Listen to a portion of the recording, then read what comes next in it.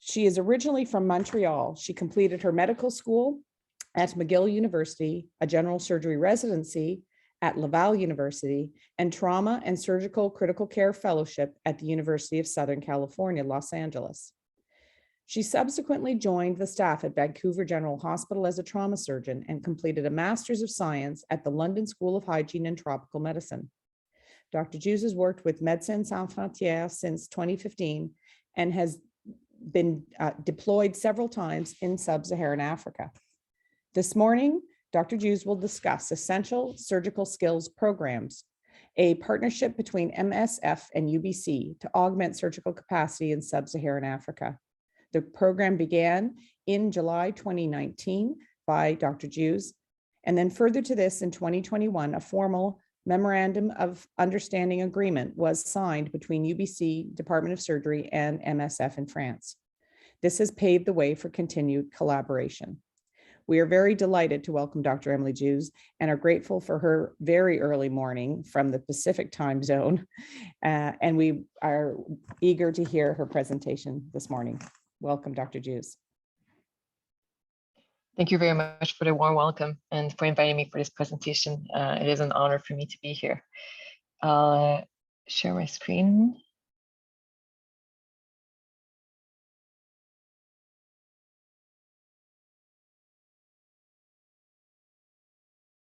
Okay. Okay, please let me know if you cannot see this. So good morning, everyone. I renamed my talk a little bit and called it Training Surgeons in the Lowest Resource Settings, a Wicked Problem. So my disclosures, as were mentioned before, I do work for Médecins Sans Frontières, and I am also the founder of the Global Surgery Lab, which I'll talk a little bit about, which is supporting the activities of this curriculum. Special acknowledgements for this presentation go to our trainees in South Sudan, Fadula, Dow, and Emmanuel, and our master's students from UBC, who's actually been instrumental in collecting data for the monitoring and evaluation of this surgical skills program. Wicked problems are basically extremely complex problems that come from different angles and that don't have a single solution to be solved and basically end up sometimes never being solved. And so I'll just try to use this framework to present our training program. So first, when you look at a wicked problem, there's no clear definition to it. So if you look at the surgical burden of disease over the world, where it's concentrated and what impacts it, mostly the surgical workforce density, these are not extremely clear problems. So first, do we really know what a surgical means? And second, do we know what a surgical workforce is? So if we look at a classic definition of a surgeon, for example, we're all thinking about a medical professional who's actually undergone formal surgical training between 4, 7, 8 years and is working as a specialist in his or her field. Well, there's other avenues to that. So for example, here in Canada, we do have a path for training for family physicians to train and enhance surgical skills. So they have an added year after residency to be able to perform essential surgical skills, mostly in rural and remote environments where sometimes there are no specialist surgeons. So the definition of surgeon can be widened to something like task sharing, which we have in Canada. If we look at surgical capacity, well, we might think simply it might be offering the bellwether procedures, you know, a C-section, treatment of an open fracture, stopping the bleeding, things like that. But again, it's way more complex than that. A surgical capacity has like a wide array of definitions, and there's actually a lot of tools out there to measure how to best deliver surgery in the lowest resource settings, such as the WHO assessment tool here in collaboration with PGSSC. You also note here that, of course, it's not just about having an operating room. It's also about having anesthesia services, about having radiology services to actually have a complete and sustainable surgical service. So now that we know that in general, you know, building surgical capacity is not something that's simple, let's talk about our specific case study here in South Sudan. this problem is unique. South Sudan is this country nested in the middle of sub-Saharan Africa. And if you look here at this map, which is coming straight from the Lancet Commission on Global Surgery, published in 2015, this is the map looking at surgical workforce density across the world. And South Sudan does not have any data. So it already starts with a unique problem, having no idea of what you're facing and trying to like find knowledge through other sources. So South Sudan is neighbored by Sudan, Central African Republic, DRC, Uganda, Kenya, Ethiopia, and Chad. It's a country that has 11 million people, but has about 15 to 30 surgeons total, which gives it a surgical workforce density of about 0.3 per 100,000 people. Just as a comparison, Canada has a workforce density of 32 for 100,000 people. And therefore, there's a severe gap here and shortage in this particular country. When we look at solving wicked problems, there's not just a right and wrong solution. Usually applying solutions will actually make the problem better or worse. And so this is really the angle we were taking here from UBC, looking at what the reality is in South Sudan right now. And what solutions that can be brought that could make the problem better, but not necessarily just a right or wrong answer, which again, wicked problems usually don't have. So this is a little bit of a close-up on South Sudan itself. And I circled here the region of Northern Bahr el Ghazal, which has a population of more than 700,000 people, and only one state hospital, which is called the Awel State Hospital. And so in this hospital, there are 2 Ministry of Health surgeons, both of them from South Sudan, but with training that's external to South Sudan. So what you have to know is surgical training is not available in that country. And the solution that the Ministry of Health has employed for the past 10 years of the basically existence of this country was to send medical trainees who are interested in surgery away for surgical training, either through task sharing programs or to full-on residency programs in different neighboring countries. And then the question is, do those physicians come back? Do they bring surgical skills back to the country? Do they build capacity? We don't know.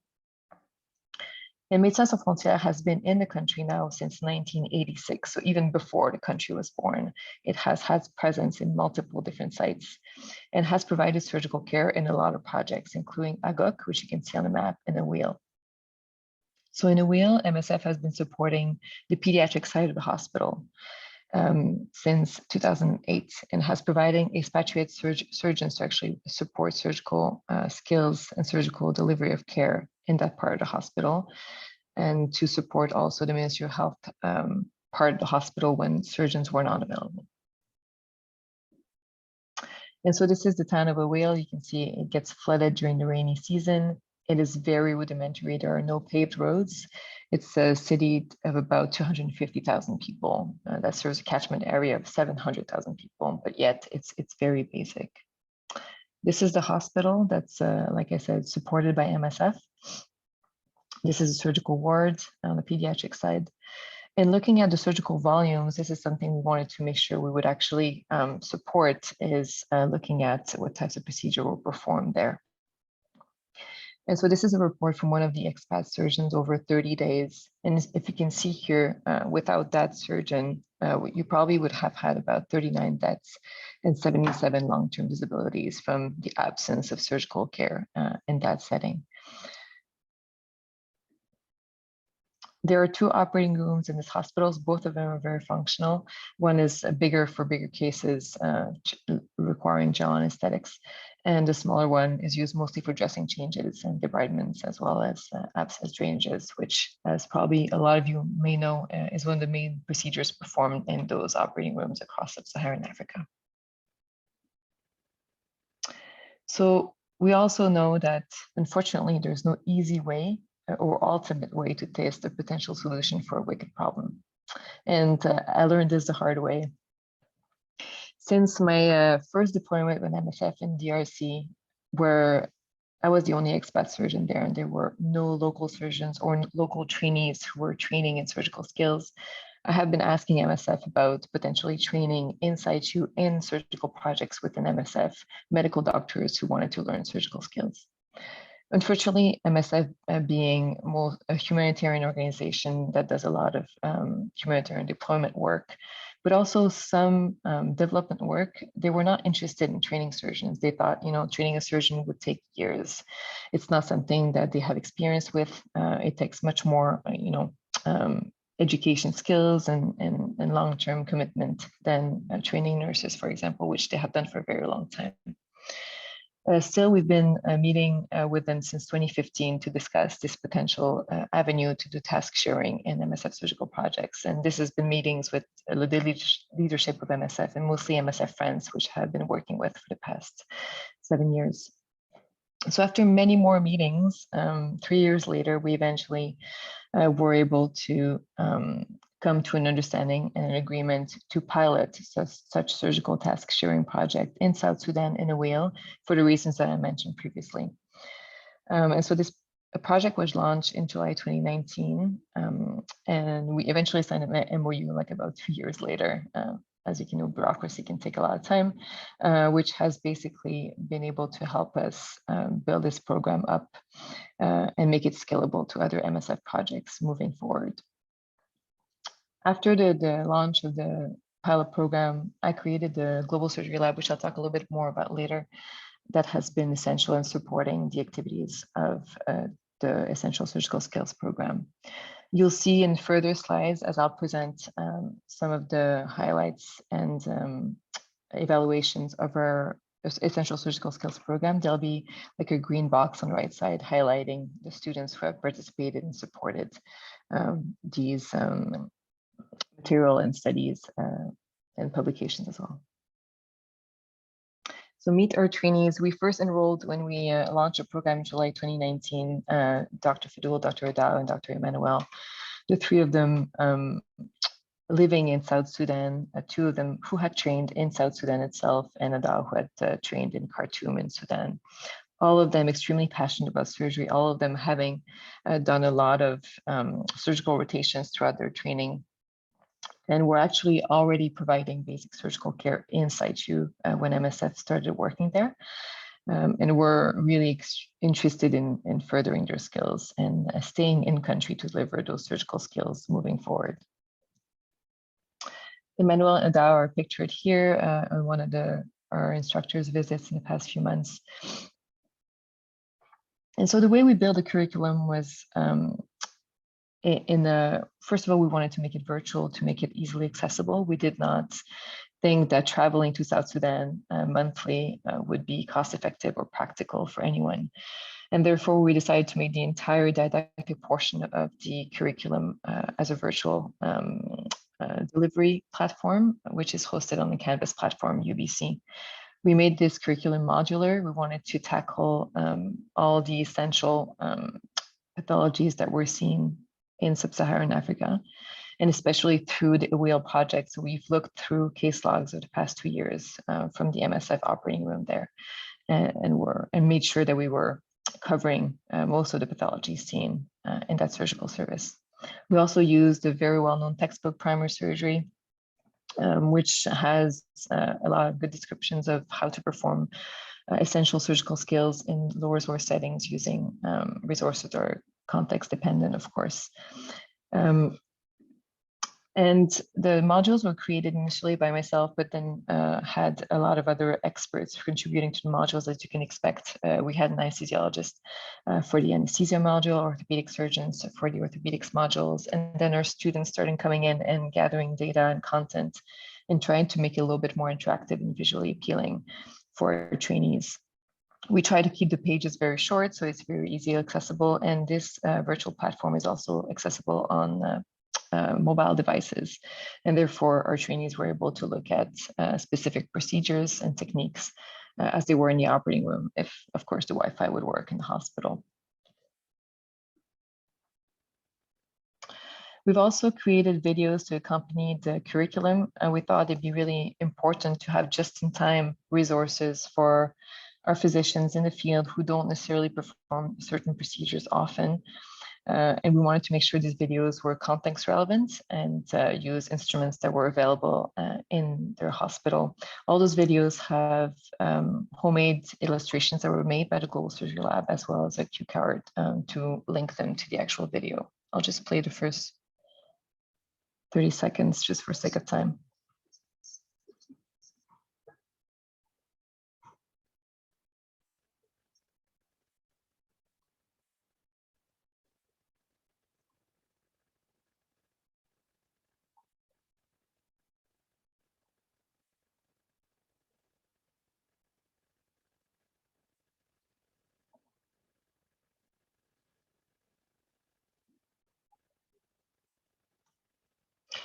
I can play more videos or share them with you later if that's of interest to you.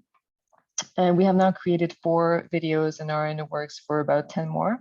And we try to actually create videos based on needs of the physicians in a wheel. So they ask for certain obstetrics procedures, for example, that they didn't see often and were not completely comfortable with, to have something that they could look at right before performing the procedure. So they had this in hand. We complemented this virtual training with virtual discussions that were done, supported by UBC faculty. So you can see here Tim Sven-Boyerson, an anesthesiologist here at UBC, who's talking about a conscious sedation for patients, and Dr. Murad Hamid talking about trauma and bleeding control in lower extremity settings.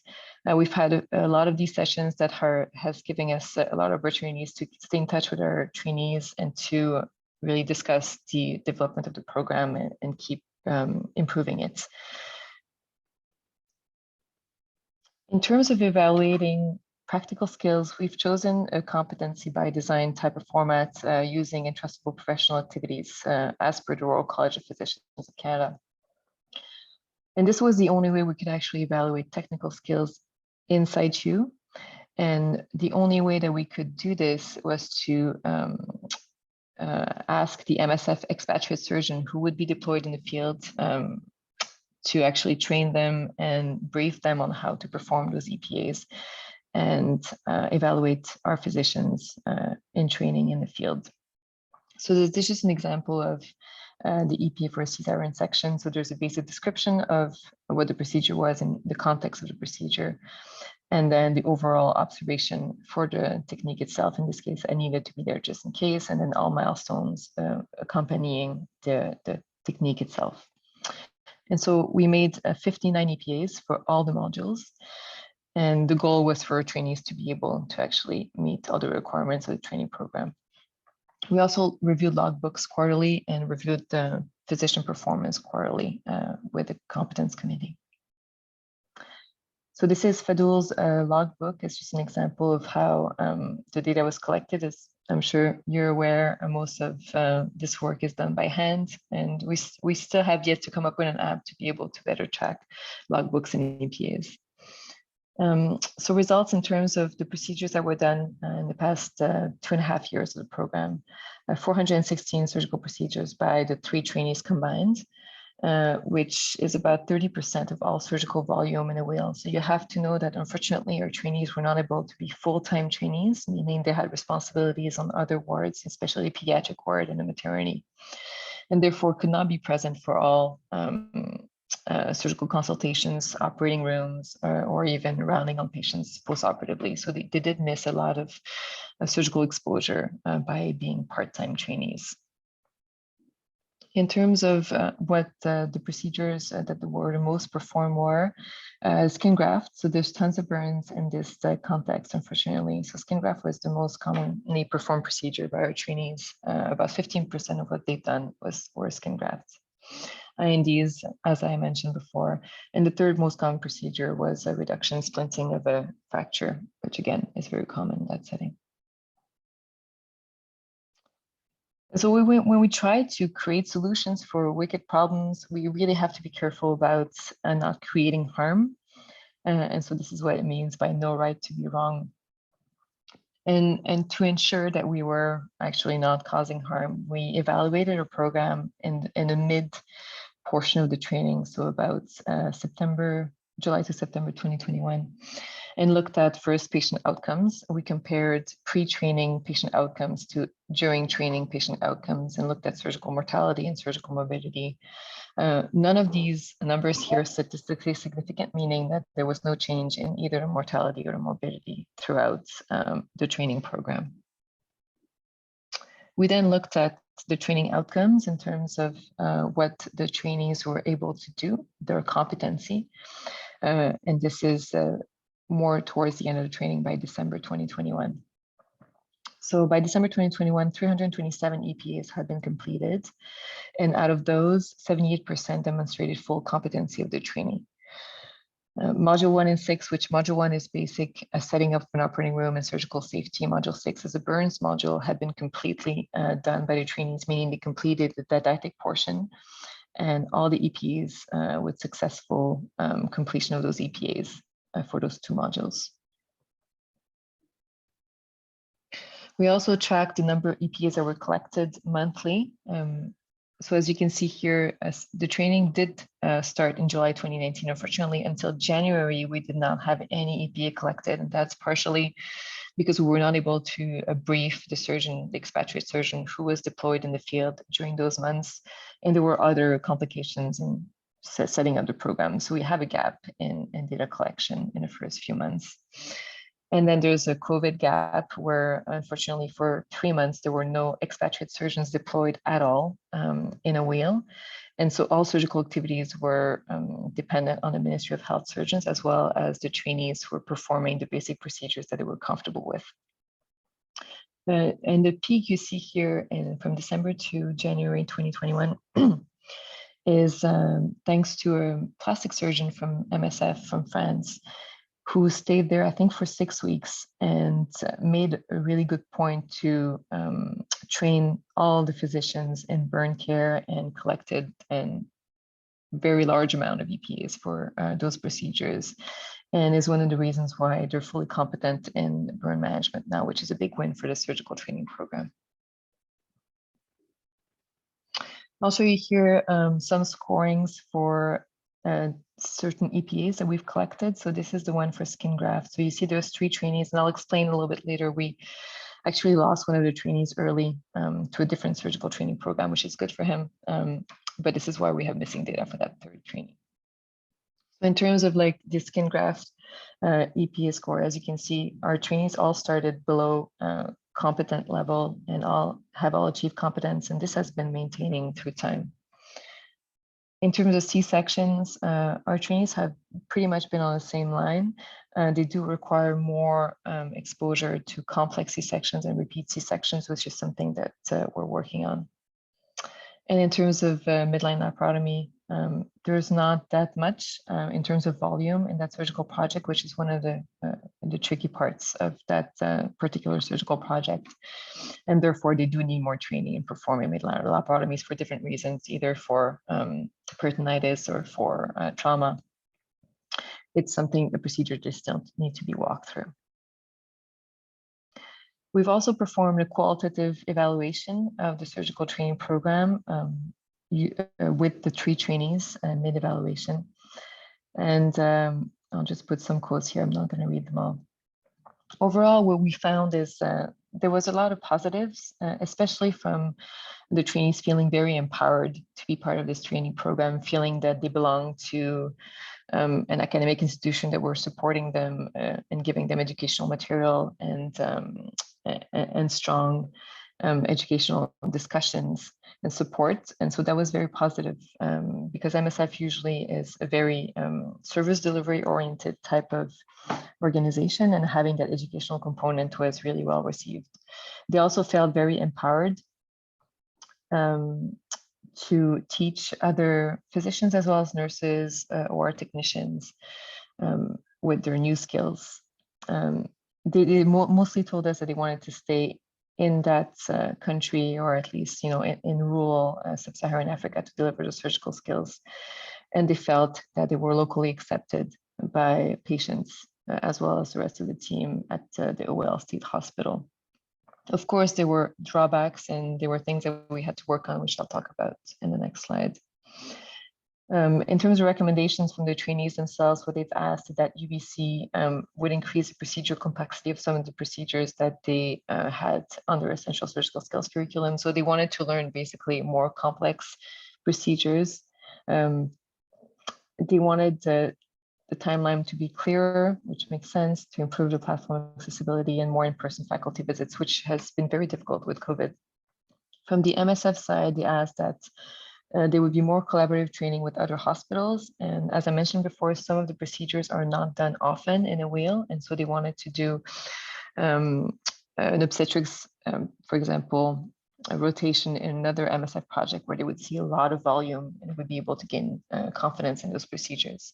They wanted training to become full-time so they could dedicate themselves fully to surgical skills, better trainers briefing, and update in terms of their job definition when they graduate to be considered as surgeons, and asked about infrastructure upgrading in the MSF setting itself.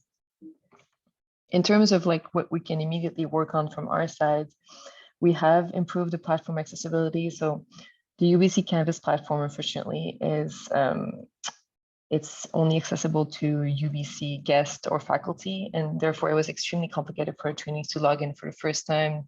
They had to have a guest account. Long story short, we've already migrated all our content now to an open access platform, which is called the Canvas Catalog. And therefore, our courses are now completely open access and very easy to look at from basically anywhere in the world without any specific login required.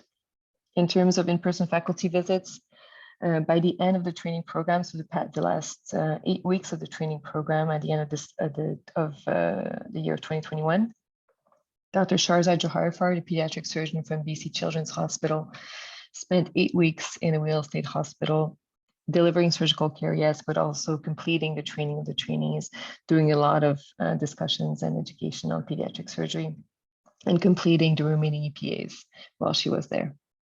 So you can see her working with Manuel and Dow in different complex operations here.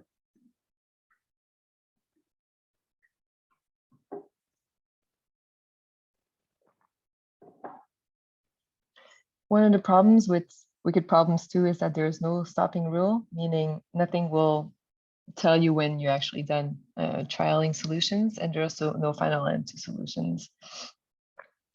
And so throughout the evaluation, we also surveyed all our trainers, so all the MSF expat surgeons who were deployed in a whale and were actively training physicians and collecting EPAs. And we realized that, of course, this was just the beginning, and there was no way that we could use this training program as a one-stop shop to augment surgical capacity in rural South Sudan.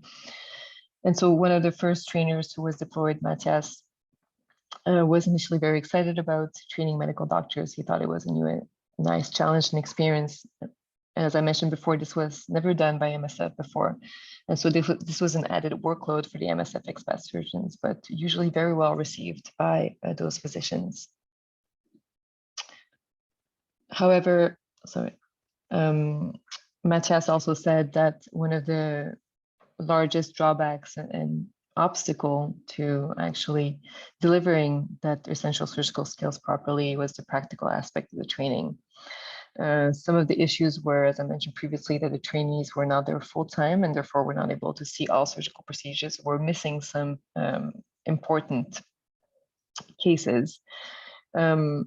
There was also the fact that some of the cases were basically not seen often in that setting, and we had to find a way to augment that surgical exposure through different rotations in different hospitals.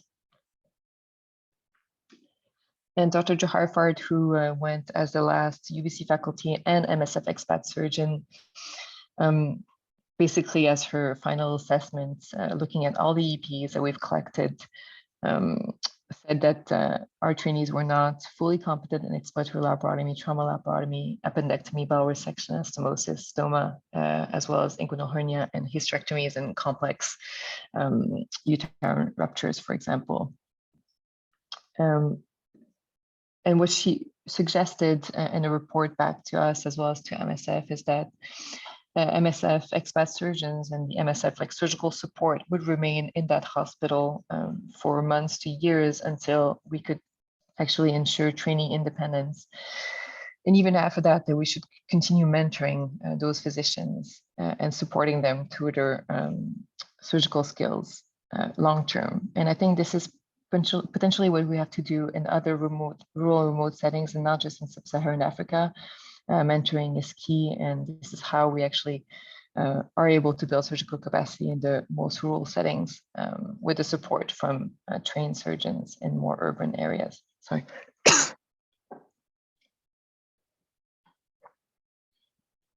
And so what happened next? Since January 2022, our training has been completing, meaning that we graduated Adao and Emmanuel as medical doctors with essential surgical skills from the UBC MSF Essential Surgical Skills Training Program. Dr. Fadul had left three months from the beginning of the training program to become a surgical resident, general surgical resident in Ethiopia. He's now a second-year resident there. Dr. Adao has also managed a residency program in Ethiopia in obstetrics and gynecology. Both of them are very interested in coming back to South Sudan, but again, it's going to depend on what opportunities there are and if there's any place for them to practice surgery in South Sudan when they come back.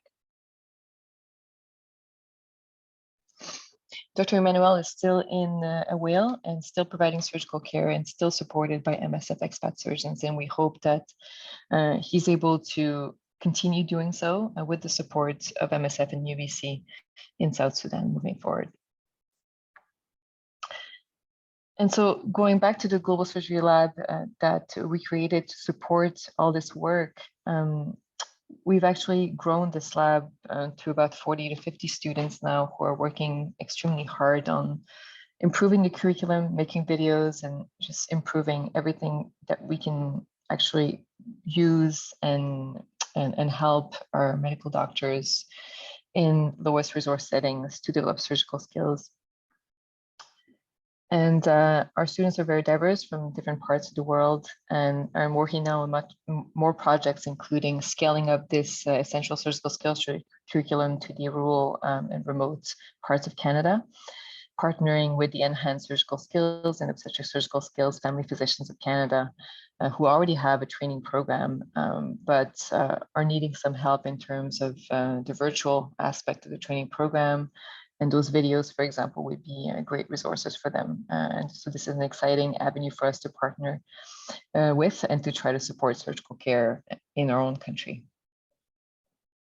There's a huge need, as we mentioned previously, in terms of building surgical care and augmenting surgical workforce in lowest resource settings. And there's a huge drive. We're receiving applications for the Global Surgery Lab weekly. About 4 to 5 students want to join every week. And so we know that we need to channel all this passion and energy to actually create something that's useful. And so our goals for the next few years is to improve and scale up our task sharing curriculum to spearhead the best practices in global surgical research and global surgery in general, and to continue our work to decolonize global surgery. And I thought I had a slide there about Bethune. So about decolonized global surgery, we are hosting this year, June 16 to 19, the Bethune Roundtable Conference. It's fully virtual, and the theme is decolonizing global surgery. And we really strive to highlight the work of surgical providers from all disciplines in the lowest resource settings in terms of building capacity where they are. And so I really look forward to everybody's involvement in that conference. I'm very excited about our lineup of speakers and discussions that we are going to have, and it's really going to be a lot of people speaking from the ground up and not just academic surgeons, anesthesiologists, or other surgical specialists discussing their projects. And so this is one of the efforts that we are striving for in the next few years. So I will stop here. I would like to thank you for inviting me for those rounds, and I'm really excited to be able to link from the West Coast to the East Coast through your departments and your Office of Global Surgery, which has been extremely prolific around the years, and hope for future collaborations with you. These are all the members of the Global Surgery Lab, and I would take any questions or comments. Thanks so much, Dr. Joos, for doing that. We super appreciate it. So we do have Q&A in the background, and I'll just read some of the questions that have come out, or well, I'll read all of them. But I really enjoyed your talk, and I'll ask my question after. Dr. Chamberlain is in the audience, and her question is in regards to barriers to some of the things that you may have experienced. So her question, I'll just answer it live if I can. It says, congratulations on this very challenging program with multiple barriers. As you noted, some procedures are very rare even in Canada. For example, fistula repair in obstetrics and gynecology. Have you been able to get help and collaborate?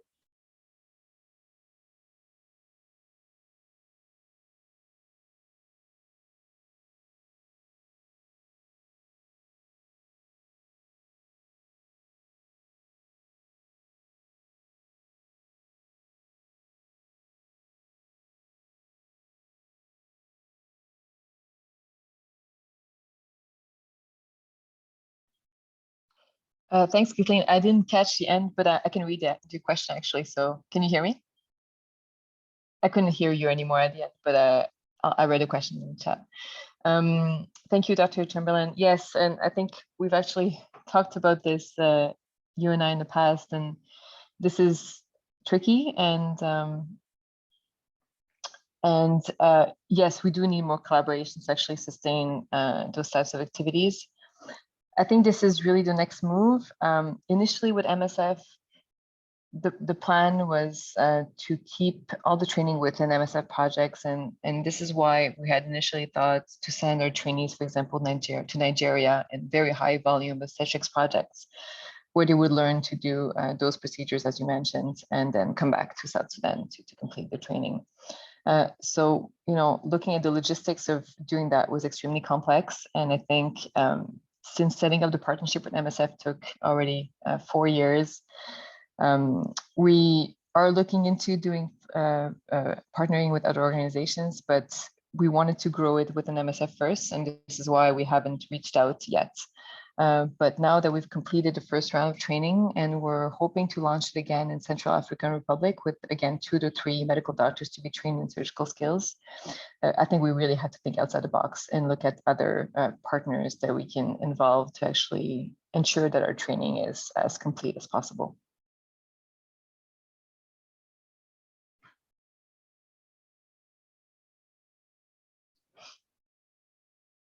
I'm still muted. Okay, sorry.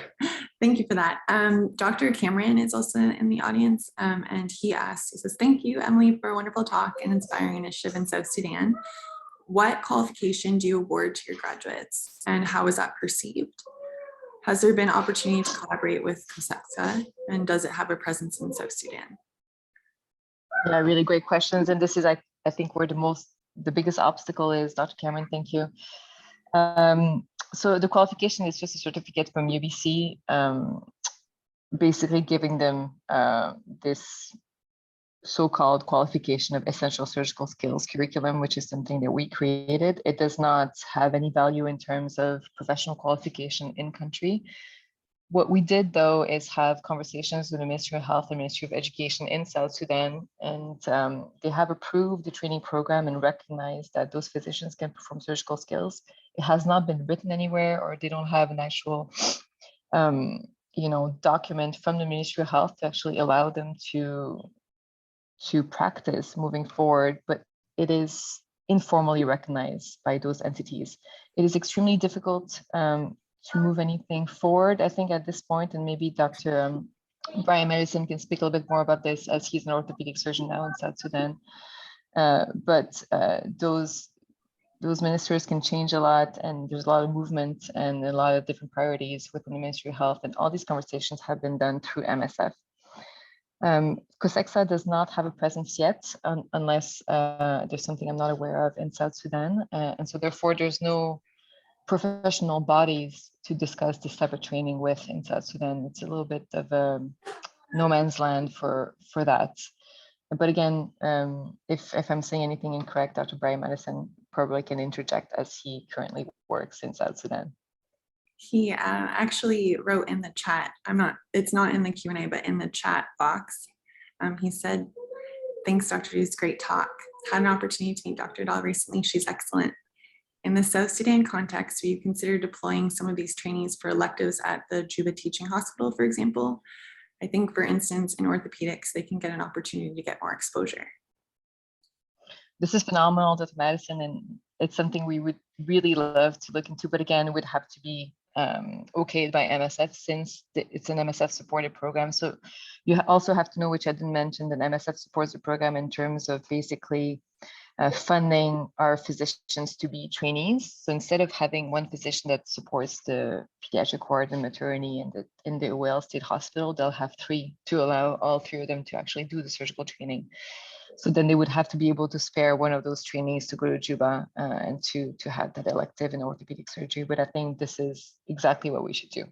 Moving forward, we piloted the program in one setting. It was not enough. We had deficiencies and gaps that we need to fill, and we need to think moving forward on how we're going to fill those gaps. But thank you for the offer, Dr. Madison. That'd be phenomenal. Dr. Reddy from the Department of Anesthesia has a question. He said, thank you for an inspiring initiative. Being on the anesthesia side of the surgical relationship, are there plans for tandem training in anesthesia, and is it a limiting factor presently? Yeah, absolutely. Great question, Dr. Reddy. Right now, there are expat anesthesiologists in that project who are deployed, I think, inconsistently. And so most of the anesthesia care is performed by nurse anesthesiologists, and MSF does have a training for that. So there's some capacity there. I know there are some gaps. I know there's been some adverse events and some difficult cases in the past few years. I've been tracking the morbidity mortalities in that hospital since we started a training program. And so some of it has been from the anesthesia standpoint. So there's tons of room for improvement for sure. We have not formally looked at training anesthesiologists. I think that's whole other ballgame in terms of not being my expertise, but I think there would be some interest. Again, it would have to come also from MSF in terms of defining a need, and it might have to start also from a task sharing initiative by building capacity and augmenting the skills of the nurse anesthetists that are already working in the field. Most sub-Saharan African countries have nurse anesthetists as the primary go-to specialists to deliver anesthesia care, so that this is a group that would have to be formally engaged in that process. Thank you. Those are all the questions that were placed in the Q&A or in the chat. But if anyone has anything else, if they could just type it down. In the interim, I just want to remind everybody about the Surgical Foundations talk. David has added the Zoom meeting link in the chat, and Dr. is presenting at that. And also we want to throw a small plug out there for Bethune, which is June 16th to 18th and is being hosted by UBC. So please check that out. If there are no more questions, then I personally, on behalf of myself and on MacGlObAS, the departments of anesthesia, obstetrics, gynecology, and surgery, and our global health office, we want to thank you so much for taking the time to get up at 4 o'clock in the morning to speak with us today. We very, very much appreciate it. And I know we all learned a lot. So thank you so much. It is my pleasure. We look forward to seeing you all with you, and hopefully. Thank you, Dr. Joos. Wonderful talk. Thank you for the invitation. Okay, with that, I guess we'll say have a good day, everyone. Thank you.